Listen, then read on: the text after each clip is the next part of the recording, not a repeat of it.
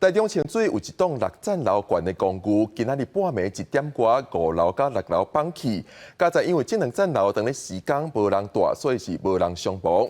公寓内底34个住户，互人紧急撤离，26个人安置咧旅馆内底。下晡，台中市府甲建筑师工会、土木技术工会现场勘查，研判可能是海沙厝。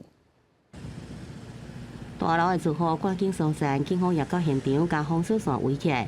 台中市清水区中兴路这栋公寓，日透早点外钟，5、6楼熊熊放落来，有住户当时伫咧困，互惊精神，赶紧走出来，加在是无人员伤亡。坍塌下来啊，轰隆轰隆隆，这大声啊！好像地震这样啊。我咁样好，我现在出，我有够艰苦的，我即马咧找厝。台中市府民警局协助大街楼层的住户，总共13户，34人撤离，其中26人安置伫附近2间旅馆，暂时会用先住10天。日下晡也短暂开放住户等于厝摕这个生活用品。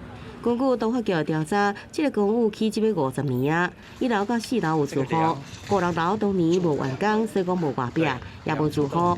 验过建物的使用执照范围，也过来进一步来调查。得去厘清他目前的居住的范围是不是都在原来的建筑许可申请范围内。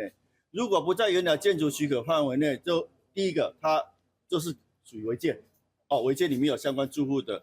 第二个，它违建的部分的话，是否涉及到公共危险？我们看的是蛮大片面积的钢筋生锈，然后钢筋生锈它会膨胀，会造成混土过滤。它这个普遍的现象在海砂屋都会这样子，就是蛮大面积的现象的话，那一般应该是海砂屋的机会蛮大的。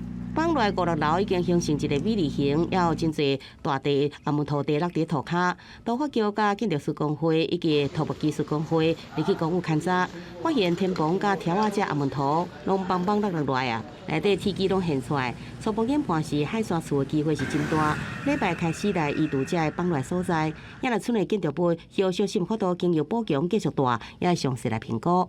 记者综合报道。